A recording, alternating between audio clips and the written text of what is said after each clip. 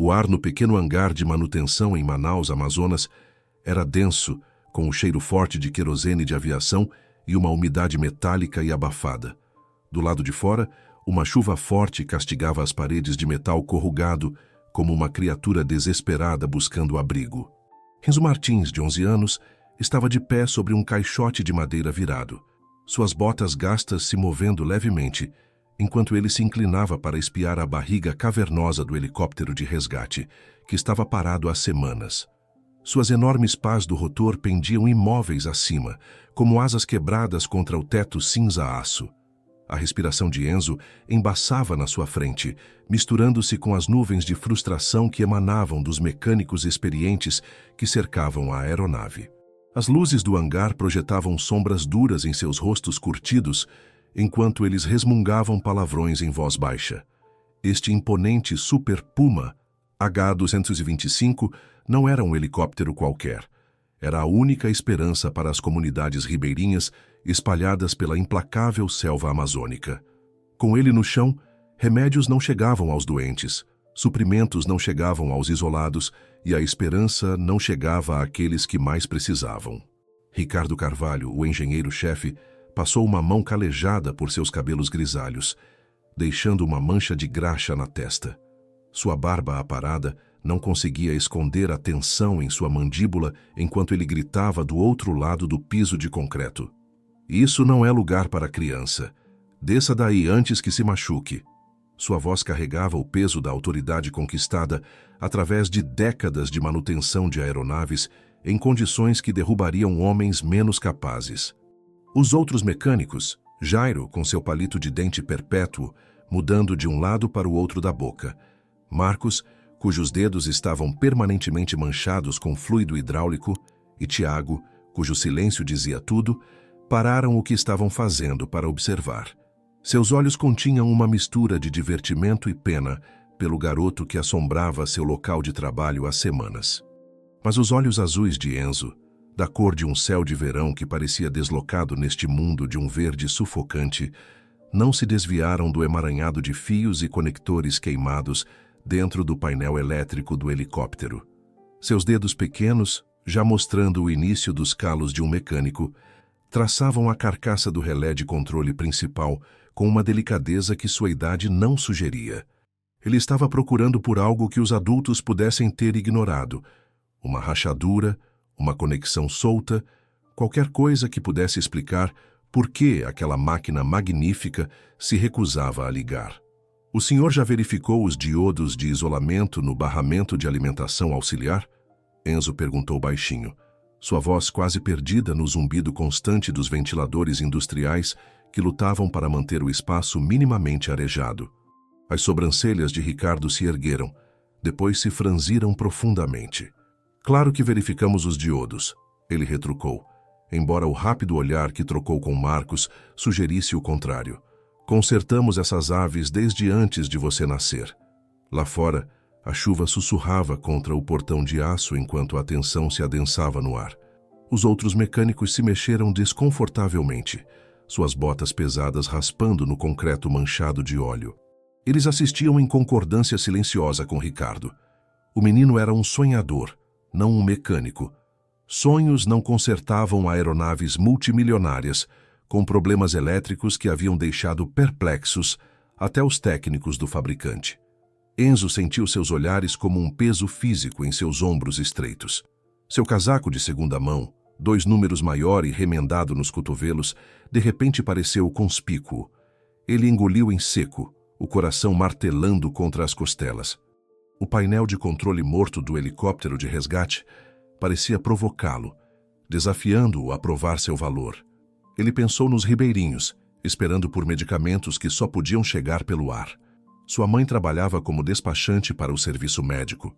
Ele ouvira suas conversas telefônicas, o desespero nas vozes do outro lado da linha. Havia uma criança em uma comunidade no Alto Solimões com pneumonia, um idoso em Tapauá precisando de suprimentos para diálise, uma mulher grávida em uma aldeia remota com complicações. Estavam todos esperando, suas vidas suspensas até que esta máquina pudesse voar novamente. O problema não vai se resolver sozinho, pessoal, disse Ricardo, batendo as mãos com um som parecido com um tiro. E não estamos sendo pagos para ser babás. Vamos parar para o almoço e voltar com a cabeça fresca. Os mecânicos começaram a se dirigir para a pequena sala de descanso, o cheiro de marmitas esquentando e café instantâneo já flutuando da porta. Jairo parou ao lado de Enzo, bagunçando o cabelo castanho claro do menino. Boa tentativa, garoto. Às vezes essas coisas simplesmente não têm conserto. Os dedos de Enzo se curvaram em torno da borda do painel de acesso, sem vontade de soltar. Ele não conseguia explicar a certeza que crescia em seu peito, a sensação de que a resposta estava bem ali, ao alcance, se ao menos eles olhassem um pouco mais fundo, pensassem um pouco diferente. Lentamente, ele olhou para Ricardo, que ficara para trás de braços cruzados sobre o peito largo.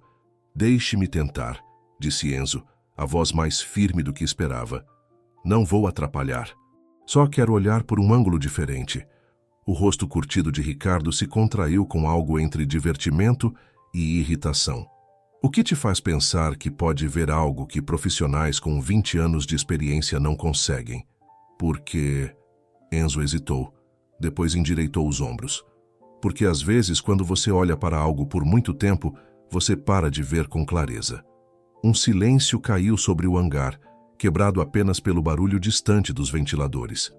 Até Ricardo hesitou.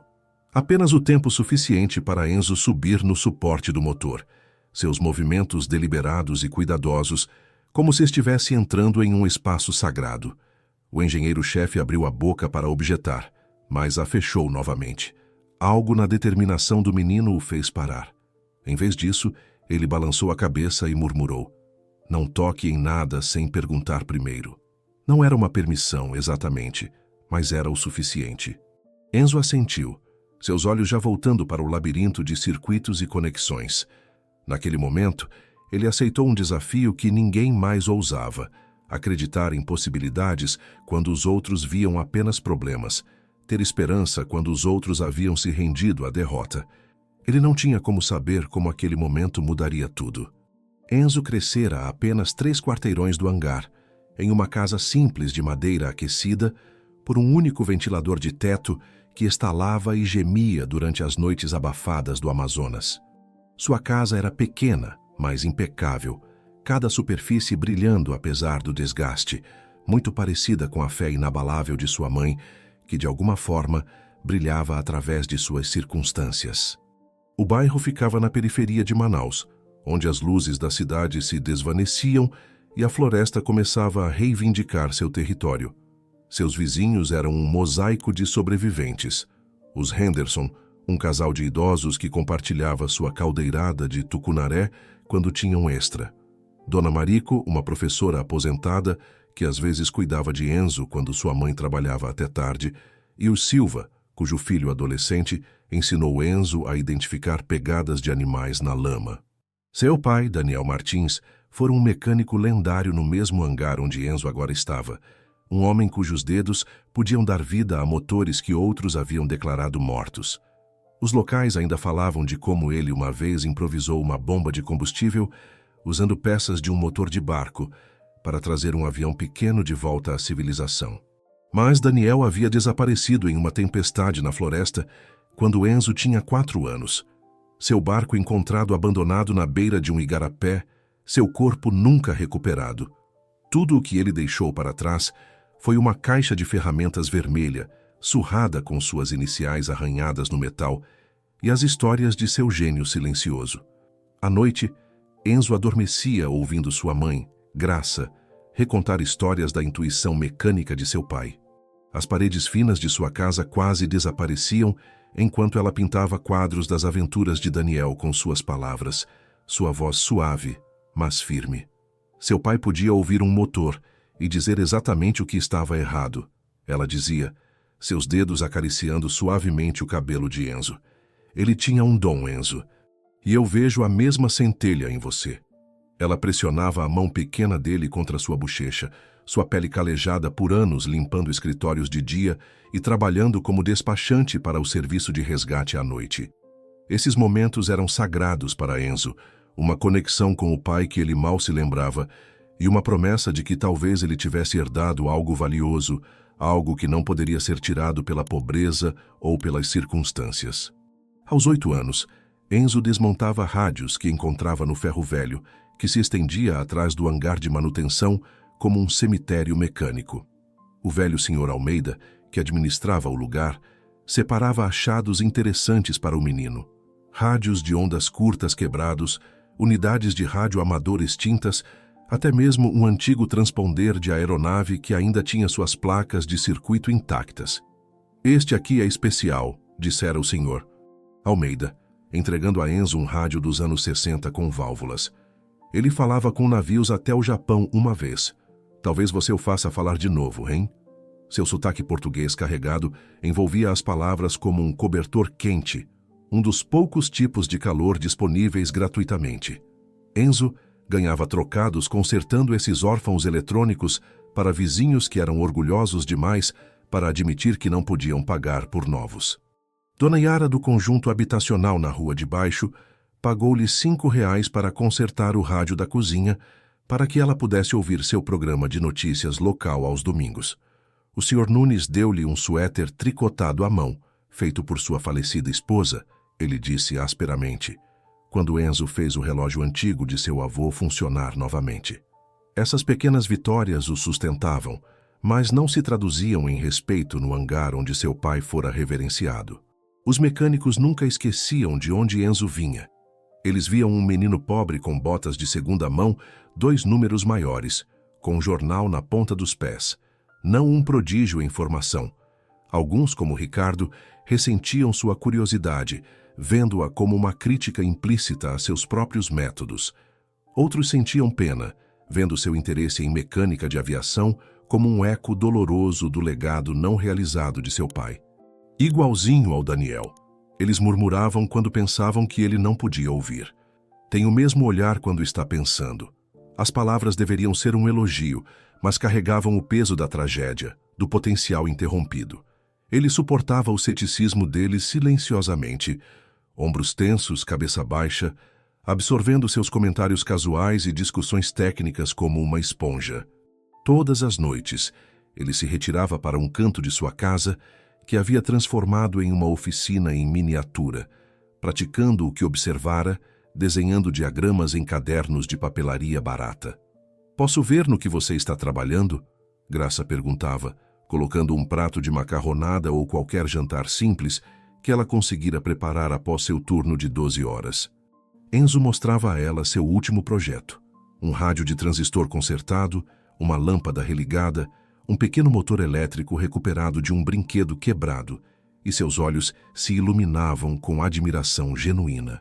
"Você é incrível", ela dizia, e nesses momentos ele acreditava. Apenas Graça acreditava sem questionar. Ela mantinha recortes de jornais sobre jovens inventores e prodígios colados na porta da geladeira. "Esse poderia ser você um dia", ela dizia, tocando no rosto sorridente de um adolescente que ganhara uma feira de ciências em Belém. Cada vez que ele voltava para casa de mãos vazias, após mais um dia sendo ignorado no hangar, ela o abraçava e dizia, "Não importa o que eles pensem, Enzo, você sabe o que pode fazer." Essa fé era um escudo frágil contra o mundo frio além da porta de sua casa, e o medo de que talvez, apenas talvez, ambos estivessem errados. Talvez ele fosse apenas um menino brincando com brinquedos quebrados, não o herdeiro das mãos lendárias de seu pai. Os dias chuvosos na Amazônia eram breves interlúdios de luz fraca entre longos períodos de céu cinzento. Às vezes, Enzo sentia que sua vida seguia o mesmo padrão, breves momentos de clareza em meio à sombra persistente da dúvida. A escola oferecia pouco alívio. Seus professores apreciavam sua inteligência, mas não conseguiam entender sua preocupação com sistemas mecânicos quando queriam que ele se concentrasse nas provas padronizadas. "Sua mente divaga demais", escrevera a Sra. Peterson em seu último boletim. "Precisa prestar atenção na matéria apresentada." Ela não conseguia ver que, enquanto discutia as capitais dos estados, ele estava mentalmente remontando o sistema de som defeituoso da escola, componente por componente. Havia noites em que o ventilador não era suficiente, quando o vento encontrava todas as frestas nas paredes de sua casa. Nessas noites, Graça fazia chocolate quente com o último pingo de leite, e eles se aninhavam sob todos os cobertores que possuíam, fingindo ser exploradores em uma cabana na selva. "Conte-me sobre o helicóptero de novo", pedia Enzo, e Graça descrevia o Super Puma H-225, como ele podia voar em condições que deixariam outras aeronaves no chão, como salvara centenas de vidas ao longo dos anos. "É por isso que seu pai amava trabalhar neles", ela dizia. Ele sabia que cada vida no ar dependia do trabalho dele no chão. Em uma prateleira acima da cama de Enzo estava a caixa de ferramentas de seu pai, sua tinta vermelha lascada e desbotada, mas ainda vibrante contra a parede azul pálida. Ele ainda não havia usado as ferramentas de aviação especializadas que estavam lá dentro. Elas permaneciam em perfeita ordem, esperando por mãos que conhecessem seu propósito. Às vezes, nos momentos de silêncio antes do sono o levar, Enzo sussurrava para aquela caixa de ferramentas, fazendo uma promessa ao pai que mal se lembrava e a si mesmo. "Um dia, vou consertar algo importante, algo que importa." Ele não sabia então quão cedo esse dia chegaria. Na manhã seguinte, Enzo voltou ao hangar antes do amanhecer, saindo de casa enquanto os roncos suaves de sua mãe ainda preenchiam o pequeno espaço. Ele havia deixado um bilhete na mesa da cozinha. "Fui tentar de novo. Volto para o café da manhã." Era o código deles, estabelecido ao longo de anos de suas expedições matinais. A umidade havia aumentado durante a noite, transformando a curta caminhada em um teste de resistência. Cada respiração parecia pesada, e a lama estalava sob suas botas. O céu acima ainda estava escuro, mas pontilhado de estrelas tão brilhantes e claras que pareciam quase ao alcance, pequenos faróis de esperança na vasta imensidão amazônica. O hangar estava sufocantemente quente quando ele chegou, um lugar de sombras de aço e o tic-tac de motores esfriando. O guarda de segurança, o velho Pedro, acenou para ele sonolentamente de sua cabine. "Madrugando de novo, hein? Não derreta seus dedos aí dentro." Pedro há muito tempo parara de questionar a presença de Enzo. O menino era tão parte do hangar quanto as caixas de ferramentas e os sinais de aviso. Enzo acendeu apenas as luzes necessárias, lançando longas sombras pelo chão de concreto. O helicóptero de resgate se avultava no centro do espaço, sua pintura vermelha e branca fazendo-o parecer uma ave de rapina ferida. Ele se aproximou com reverência, passando a mão por sua pele de metal. O calor do fuselagem irradiava para seus dedos, mas ele não se afastou. "Bom dia", ele sussurrou para a máquina. "Vamos te decifrar hoje." Ele vestiu as luvas velhas de seu pai, as costuras remendadas com linha de pesca, os dedos compridos demais para suas mãos, mas gastos nos lugares certos. O couro estava rachado, mas flexível, moldado por anos segurando ferramentas e resolvendo problemas. Usá-las sempre lhe dava uma estranha confiança, como se a habilidade de seu pai pudesse, de alguma forma, fluir através do material bem usado para suas próprias mãos pequenas. De sua mochila, Enzo tirou um manual de manutenção de orelhas gastas que ele pegara emprestado da estante do hangar. Os diagramas complexos e a linguagem técnica haviam se tornado uma segunda língua para ele nas últimas semanas. Ele ficara acordado até tarde, estudando os sistemas elétricos do helicóptero, fazendo suas próprias anotações nas margens com um toco de lápis. Ele começou uma inspeção metódica de cada painel de circuito, começando pelo barramento principal e trabalhando para fora. Os sistemas do helicóptero eram como uma caixa de quebra-cabeça gigante, cada componente conectado a dezenas de outros em uma dança complexa de eletricidade e mecânica. Diferente dos rádios simples que ele consertava em casa, esta era uma sinfonia de tecnologia, com milhares de peças que tinham que funcionar em perfeita harmonia. O hangar gradualmente ganhou vida ao seu redor. O sistema de ventilação gemeu ao acordar, as saídas de ar gaguejando antes de soprar ar morno.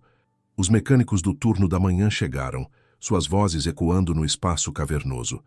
Eles deram a Enzo um amplo espaço, alguns acenando em reconhecimento, outros fingindo não vê-lo. Ele testou fusíveis um por um, verificando a continuidade com um multímetro que ele reconstruíra com peças. Ele recolocou relés, certificando-se de que cada conexão estava limpa e firme. Ele traçou os diagramas de fiação que memorizara, procurando qualquer desvio entre o manual e a aeronave real. Cada vez, ele sentia o peso do olhar de Ricardo da janela da sala de descanso, onde o engenheiro-chefe bebia café de uma caneca lascada que proclamava "Melhor pai do mundo" em letras desbotadas. O olhar de Ricardo não era abertamente hostil, mas carregava uma expectativa de fracasso, uma certeza de que este menino estava desperdiçando o tempo de todos com sua fantasia de resolver o que os profissionais não conseguiam. "Algum progresso?" perguntou Marcos no meio da manhã, parando ao lado de Enzo com uma garrafa térmica na mão. Ao contrário de alguns outros, Marcos nunca fora cruel, apenas realisticamente cético. "Talvez", respondeu Enzo, sem desviar o olhar da placa de circuito que examinava. "Estou verificando o painel de distribuição de energia de novo.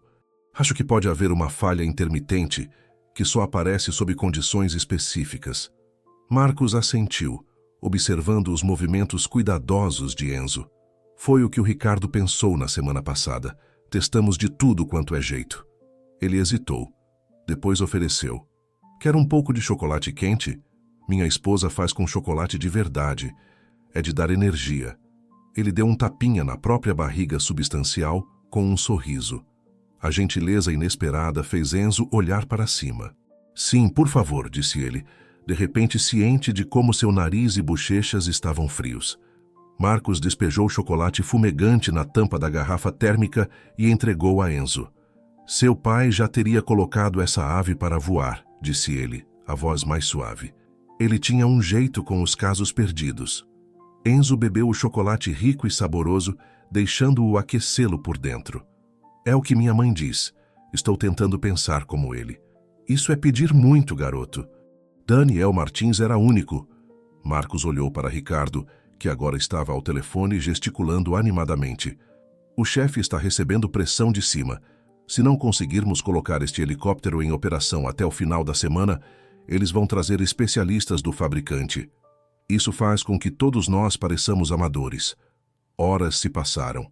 As mãos de Enzo ficaram dormentes apesar das luvas. O sistema elétrico do helicóptero permanecia teimosamente silencioso como uma pedra. No início da tarde, vários mecânicos se reuniram para assistir seus esforços, seus rostos mostrando uma mistura de divertimento, pena e um respeito relutante por sua persistência. Quando ele finalmente tentou ligar a energia principal, conectando a unidade de energia auxiliar e acionando o interruptor mestre, os monitores da cabine piscaram momentaneamente, um sinal promissor que fez todos se aproximarem. E depois, morreram completamente. Um murmúrio de decepção varreu os espectadores. "Bem, é isso", disse Jairo, dando um tapinha no ombro de Enzo. "Boa tentativa, no entanto. Você conseguiu mais reação do que nós ontem." Um por um, os mecânicos voltaram às suas tarefas regulares, manutenção de rotina nas aeronaves operacionais, papelada que precisava ser arquivada, ferramentas que precisavam ser organizadas. Apenas Ricardo permaneceu, de braços cruzados, sua expressão indecifrável. "Quero um conselho", disse Ricardo finalmente, a voz rouca, mas não cruel. "Deixe para lá. Alguns problemas não têm soluções, pelo menos não as simples. É uma lição que vale a pena aprender jovem." O estômago de Enzo se contraiu em um nó apertado. Ele pensou em Graça trabalhando até tarde no centro de despacho, acreditando nele enquanto atendia ligações de ribeirinhos desesperados, esperando pelo helicóptero. Ele pensou nas crianças em assentamentos remotos, esperando que o som familiar das pás do rotor trouxesse remédios e ajuda. "Eu não posso deixar para lá", disse ele baixinho. "Ainda não." Ricardo balançou a cabeça e se afastou, resmungando algo sobre tolos teimosos e potencial desperdiçado. Sozinho com o helicóptero mais uma vez, Enzo pressionou a testa contra o painel de instrumentos quente. Talvez eles estivessem certos. Talvez ele fosse apenas um menino fingindo ser seu pai, brincando de ser mecânico quando vidas reais estavam em jogo. A dúvida familiar se insinuou, quente e insidiosa como o ar úmido que entrava pelas portas do hangar. Então, Enquanto se preparava para guardar suas ferramentas e admitir a derrota do dia, seu olho captou algo. Perto da ventoinha de refrigeração da aviônica, escondido atrás de um feixe de fiação principal, havia um único fio desgastado com o isolamento descolorido. Parecia insignificante, mal visível, a menos que você estivesse exatamente no ângulo certo. A maioria dos mecânicos o teria ignorado completamente, concentrando-se nos componentes mais óbvios. Mas algo no peito de Enzo, um sussurro de intuição, um fragmento do dom de seu pai, disse-lhe que não era insignificante. Seu coração começou a acelerar enquanto ele separava cuidadosamente o feixe de fios para dar uma olhada melhor. O fio desgastado levava a uma pequena caixa de junção que ele não havia notado antes, parcialmente obscurecida por um suporte estrutural. A caixa não estava identificada no manual de manutenção que ele estava estudando. Parecia quase uma adição de última hora, acrescentada ao projeto da aeronave depois que a documentação estava completa. Ele ficou ali, o pulso martelando em seus ouvidos, incapaz de desviar o olhar de sua descoberta. O hangar ficara quieto enquanto o turno da tarde se preparava para sair. Pelas janelas altas, a breve luz do dia já estava se transformando no crepúsculo roxo. Talvez, pensou Enzo ao fechar cuidadosamente o painel de acesso, ele ainda não tivesse terminado. Longe disso. Naquela noite, Enzo ficou acordado na casa abafada, ouvindo o vento uivar nos cantos de metal como um espírito inquieto. O velho ventilador estalava e zumbia, projetando sombras dançantes no teto. Ele não conseguia parar de ver aquele fio desgastado em sua mente, como um fio solto, que, se puxado corretamente, poderia desvendar todo o mistério. Ao lado dele, a respiração de Graça era profunda e regular, seu cansaço evidente nas olheiras, sob os olhos quando ela voltou para casa. Ela trouxera sobras de lasanha do almoço comunitário do centro de despacho, cuidadosamente embrulhadas em papel alumínio. Foi a dona Yara que fez, ela explicou, a voz rouca de um turno de 12 horas. Ela perguntou de você. Diz que o rádio dela ainda pega as notícias de Belém com clareza. Enzo assentiu, distraído demais para se envolver totalmente. Ele beliscou a comida, a mente ainda dentro do sistema elétrico do helicóptero, traçando circuitos fantasmas sob as pontas dos dedos. Graça notou, ela sempre notava, mas não o pressionou. Em vez disso, ela simplesmente apertou seu ombro e disse: seja o que for que você esteja resolvendo, você vai descobrir. Você está com aquele olhar que seu pai tinha quando estava perto de algo. Agora, enquanto a meia-noite passava e a temperatura lá fora caía, Enzo jogou fora os cobertores. Dormir era impossível. Ele foi até a pequena mesa no canto da sala, acendeu o abajur de pescoço de ganso e pegou uma pilha de papel quadriculado que usava para seus diagramas. Com precisão metódica, ele começou a recriar o sistema elétrico do Super Puma de memória, o lápis arranhando o papel na noite silenciosa. Ele começou com o barramento principal, depois adicionou cada circuito derivado, cada relé, cada mecanismo de segurança. Quando chegou à área perto da ventoinha de refrigeração, ele diminuiu o ritmo, concentrando-se na misteriosa caixa de junção e suas conexões. Tem que se conectar a algum lugar importante, ele murmurou para si mesmo, batendo o lápis no lábio inferior. Mas onde? O rangido suave do assoalho anunciou a presença de Graça antes de sua mão gentil em seu ombro. São 3 da manhã, querido, disse ela, a voz grossa de sono. O que te mantém acordado? Enzo olhou para ela, seus olhos azuis brilhando apesar da hora tardia.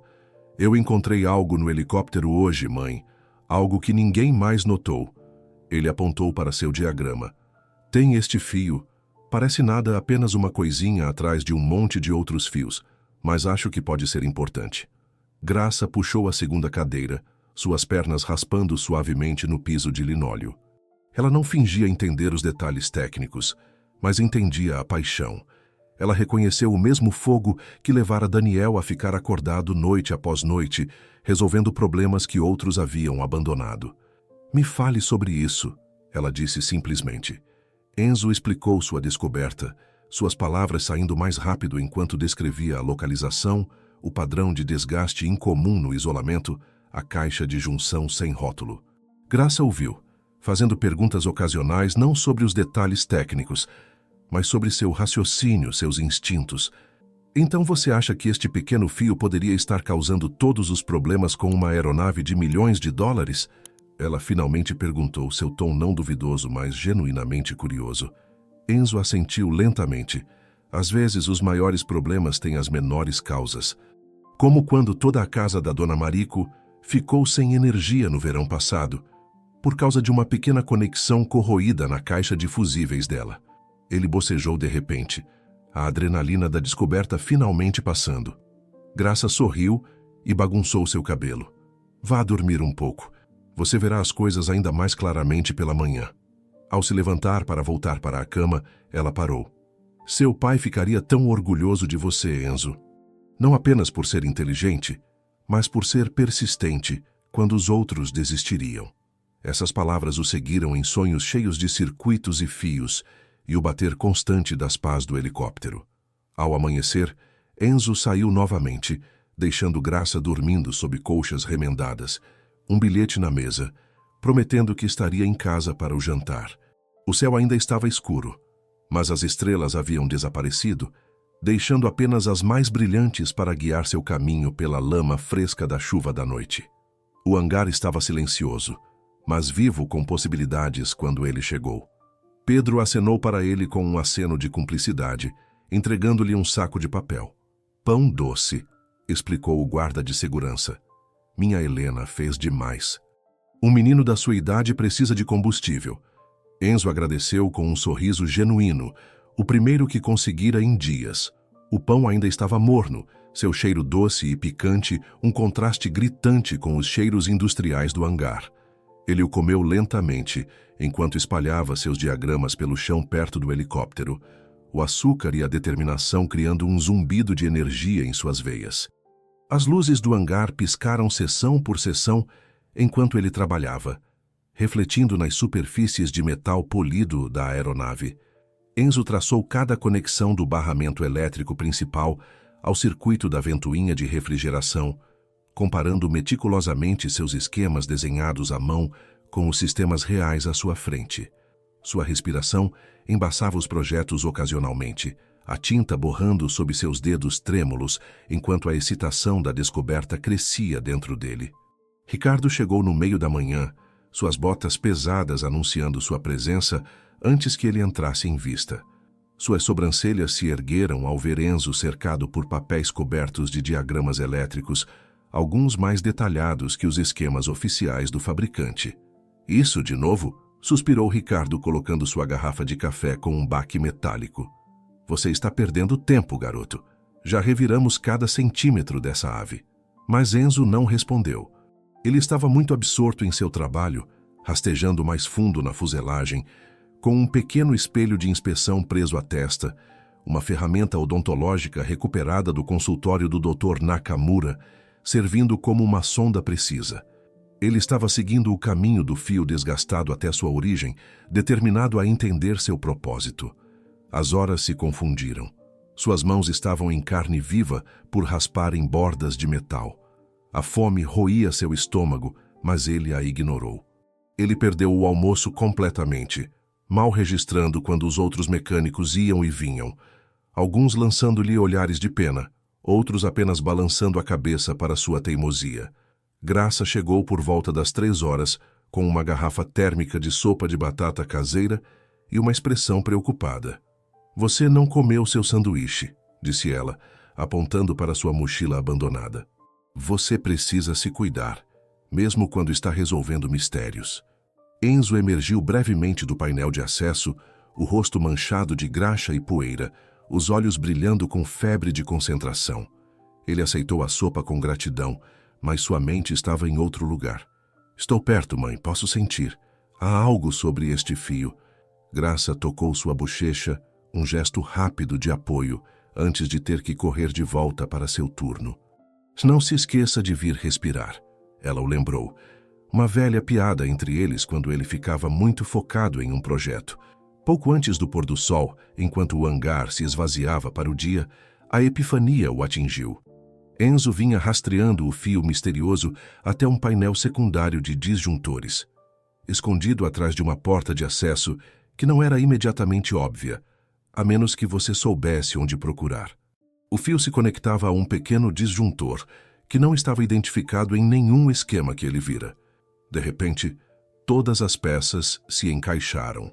O curto-circuito intermitente da ventoinha de refrigeração estava desarmando este disjuntor de segurança oculto, um não marcado em nenhum diagrama de manutenção público.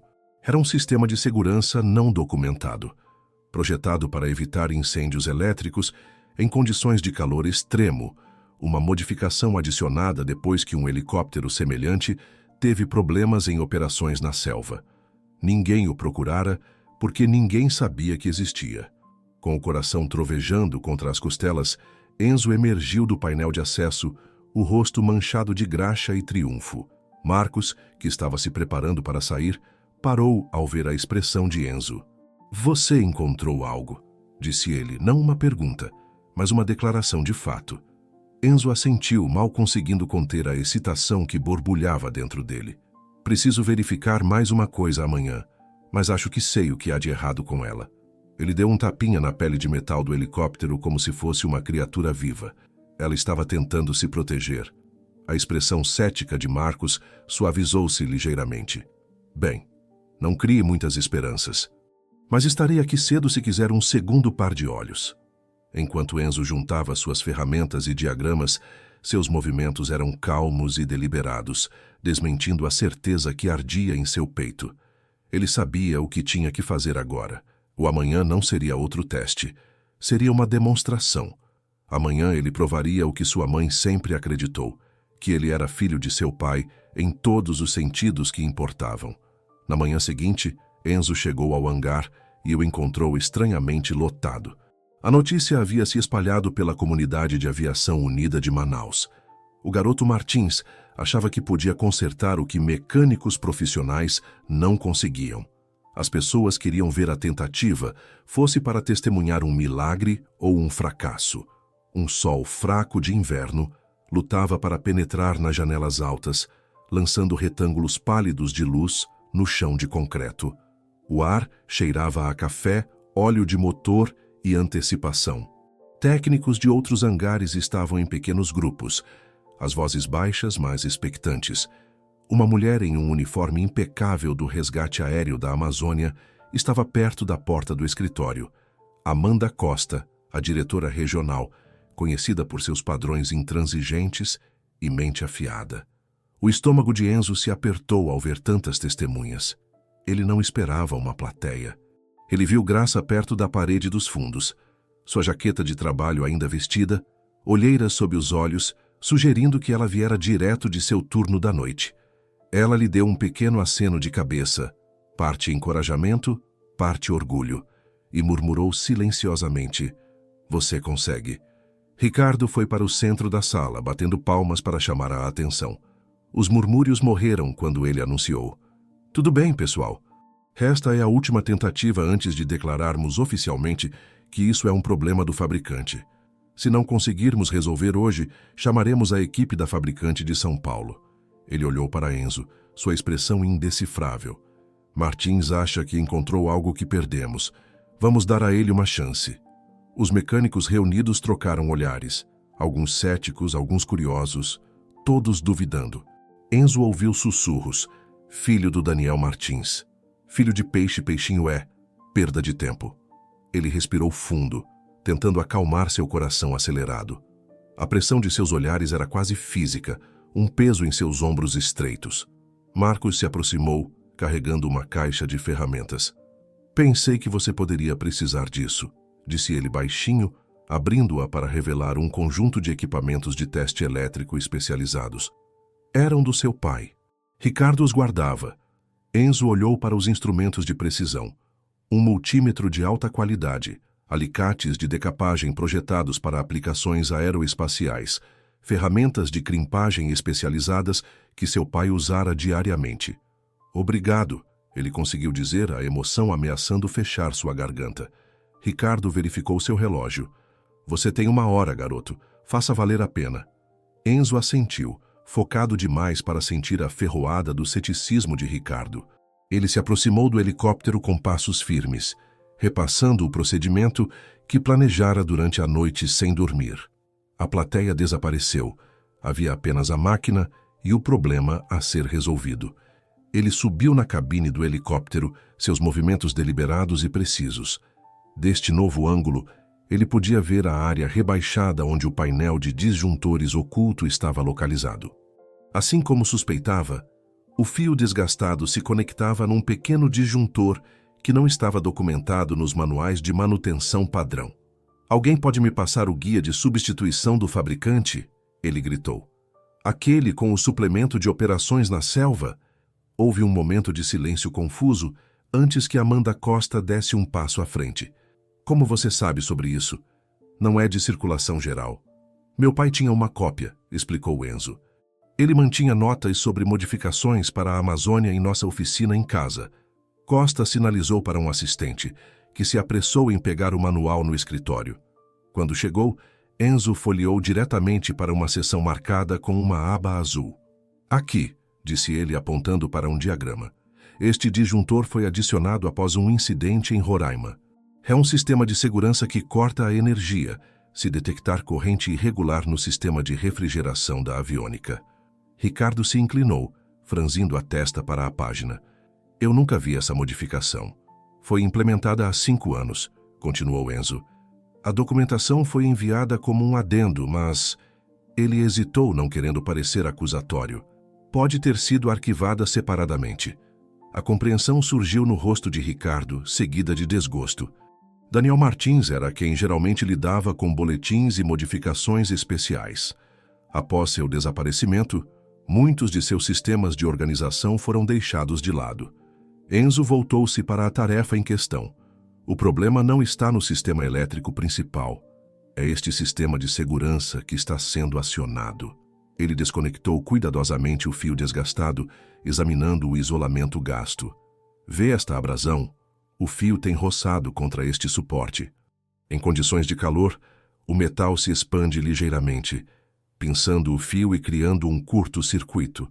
Isso desarma o disjuntor oculto, que desliga todo o sistema elétrico."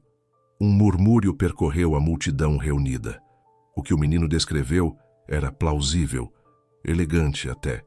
O tipo de problema sutil que poderia facilmente escapar da detecção em diagnósticos padrão. "Se você estiver certo", disse Ricardo lentamente, "então substituir esse fio e prendê-lo corretamente deve resolver o problema." Enzo assentiu. "E resetar o disjuntor oculto é um reset manual, não restaurará a energia automaticamente, mesmo que consertemos o curto." Nos 40 minutos seguintes, Enzo trabalhou com intensidade focada. Ele emendou um novo segmento de fio para substituir a seção danificada, roteando-o cuidadosamente, para longe do suporte de metal que causara a abrasão. Ele resetou o disjuntor oculto, reconectou o barramento da bateria e realizou uma série de testes de continuidade nos circuitos afetados. O hangar ficara silencioso, os únicos sons o clique de ferramentas e a respiração calma de Enzo. Até os observadores mais céticos ficaram impressionados com sua abordagem metódica. Não o trabalho desajeitado de uma criança brincando de mecânico, mas o trabalho preciso de alguém que entendia os sistemas intimamente. Finalmente, Enzo emergiu do painel de acesso, o rosto manchado de suor apesar do calor. Ele olhou pela janela da cabine para a Graça, seu rosto pálido de esperança e medo. Ao seu redor, a multidão havia crescido, técnicos ombro a ombro com administradores e pilotos que haviam entrado depois de ouvir sobre o espetáculo incomum. "Estou pronto", anunciou Enzo, a voz mais firme do que se sentia. Ricardo assentiu sombriamente. "Vá em frente." Respirando fundo, Enzo girou o interruptor mestre. Por um momento, nada aconteceu.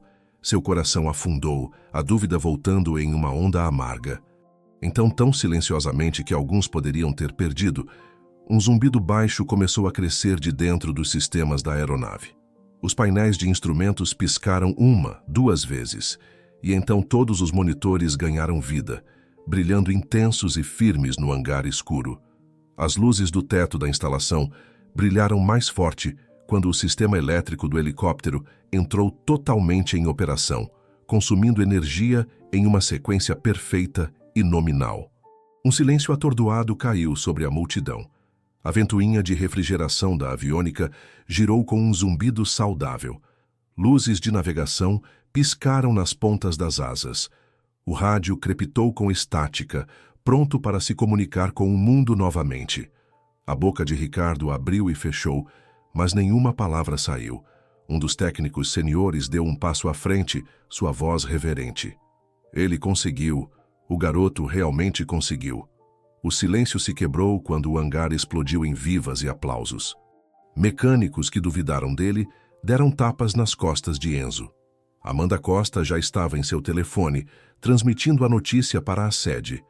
Alguém gritou por champanhe, outro por café. As celebrações adequadas viriam mais tarde. Quando Enzo finalmente saiu do nó de técnicos que o parabenizavam, a equipe explodiu em aplausos espontâneos novamente. Marcos sorriu largamente, mostrando um dente de ouro no fundo da boca. Daniel Martins estaria orgulhoso pra caramba, disse ele, a voz rouca de emoção. Amanda Costa se aproximou, estendendo a mão formalmente. Isso foi uma solução de problemas excepcional, Sr. Martins. Poderíamos usar mecânicos com sua aptidão em nosso programa. Mas Enzo só olhou para além de todos eles para a Graça, que estava quieta, à parte da celebração, lágrimas escorrendo pelo rosto. Ao contrário dos outros, ela nunca duvidara que este momento chegaria. Pela primeira vez desde que entrara no hangar todas aquelas semanas atrás, Enzo se sentiu mais alto do que os homens que duvidaram dele. Não porque provara que estavam errados, mas porque lhes mostrara o que era possível quando se recusava a aceitar a derrota. O helicóptero zumbia contente, restaurado à vida, pronto mais uma vez para cumprir seu propósito. E Enzo, de pé no brilho de seus painéis de instrumentos, encontrara o seu. Uma semana depois, o Super Puma H-225 sobrevoava a floresta amazônica, seus rotores potentes batendo contra o ar úmido com uma confiança rítmica. Da cabine, a piloto Sara Campos observava a paisagem verde sem fim se desdobrar abaixo deles, quebrada apenas pela mancha ocasional de rios sinuosos. No compartimento de carga atrás dela, suprimentos médicos e pacotes de alimentos estavam presos com tiras amarelas brilhantes. Insulina para o posto de saúde no Alto Solimões. Antibióticos para os casos de pneumonia em Tapauá. Fórmula especial para o recém-nascido em uma comunidade remota, cuja mãe não conseguia produzir leite suficiente. O helicóptero não estava apenas carregando suprimentos. Estava entregando esperança a comunidades que estavam isoladas há quase um mês. Tudo certo em todos os sistemas, confirmou o copiloto Miguel Ribeiro, seus dedos enluvados movendo-se pelo painel de instrumentos que antes estivera escuro e sem vida. Carga elétrica nominal. Refrigeração da aviônica dentro dos parâmetros. Sara assentiu, um sorriso brincando nos cantos de sua boca. Difícil de acreditar que um garoto consertou o que deixou toda a equipe de manutenção perplexa. Não um garoto qualquer, respondeu Miguel. O filho de Daniel Martins. É como algo saído de um filme. Abaixo deles, a primeira comunidade apareceu, um aglomerado de construções aninhadas contra a vastidão da selva. Fumaça subia das chaminés em colunas finas e determinadas. Enquanto iniciavam a aproximação, crianças saíram correndo da escola, apontando para o céu para o helicóptero que se aproximava com alegria desenfreada. De volta a Manaus, no hangar agora movimentado, uma placa de latão fora montada ao lado dos registros de manutenção. Sua inscrição simples dizia: Super Puma H-25, matrícula PT-IUHZ, restaurado ao serviço por Enzo Martins, 11 anos, janeiro de 2025. A cerimônia formal fora breve, mas significativa, um reconhecimento não apenas de uma conquista técnica, mas de um legado continuado. Ricardo Carvalho parou agora diante da placa, passando um dedo calejado sobre as letras gravadas. A última semana fora uma experiência de humildade para o engenheiro-chefe. Ele passara de cético a defensor, recomendando pessoalmente que a Enzo fosse oferecida uma vaga de aprendiz oficial assim que completasse 14 anos, a idade mínima permitida pelos regulamentos. Admirando sua obra, perguntou Marcos, juntando-se a ele com uma prancheta de listas de verificação de inspeção. Ricardo balançou a cabeça, admirando meu erro, mais provavelmente. Eu quase mandei aquele garoto embora. Todos nós quase fizemos isso, lembrou-lhe Marcos. Mas o que importa é que você deu a ele aquela chance final. Você poderia ter encerrado tudo. Algo me impediu, admitiu Ricardo. Talvez fosse ver o Daniel em seus olhos.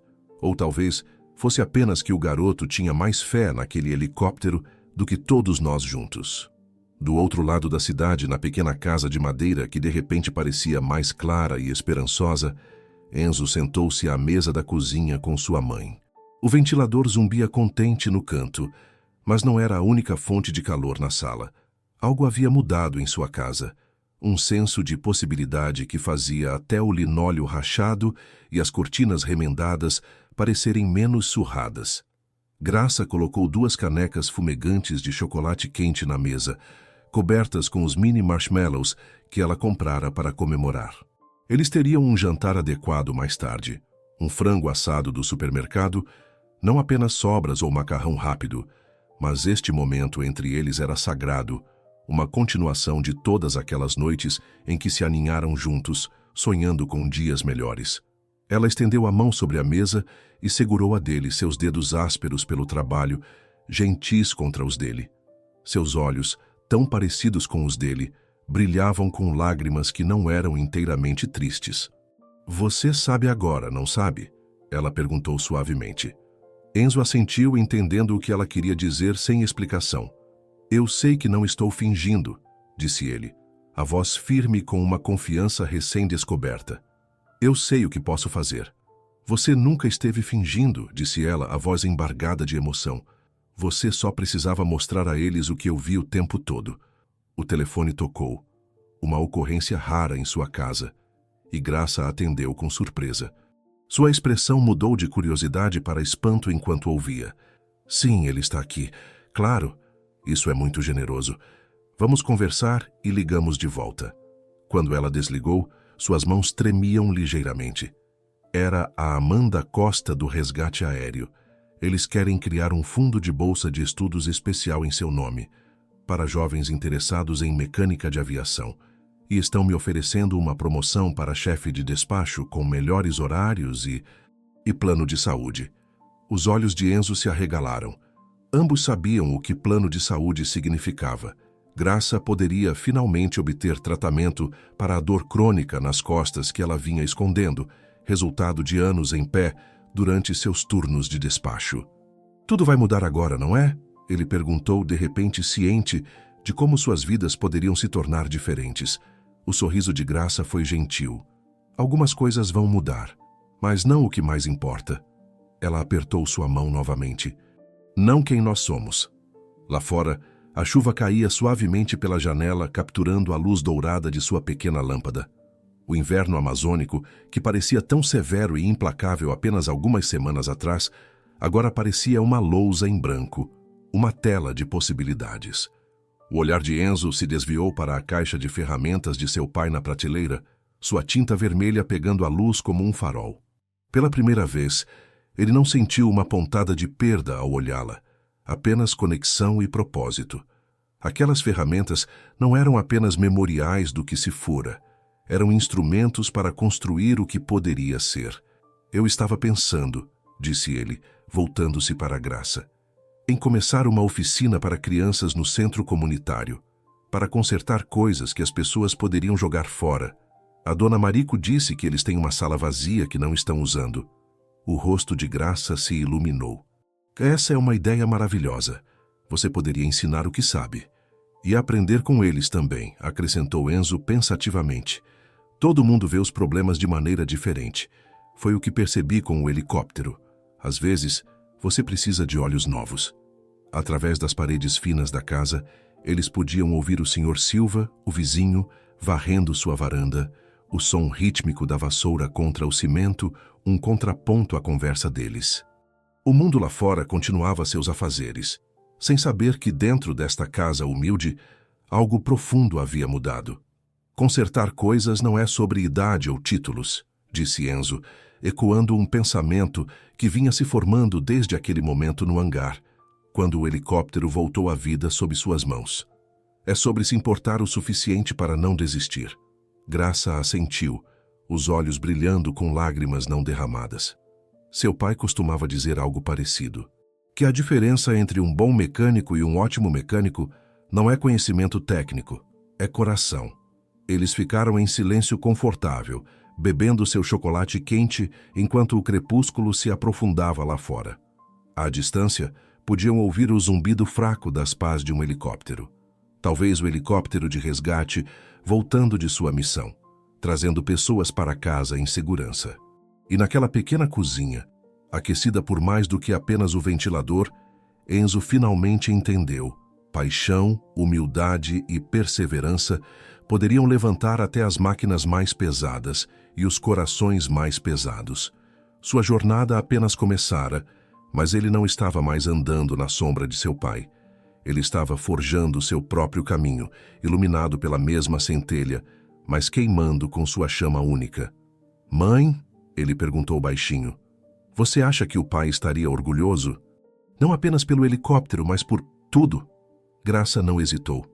"Ele está orgulhoso, Enzo.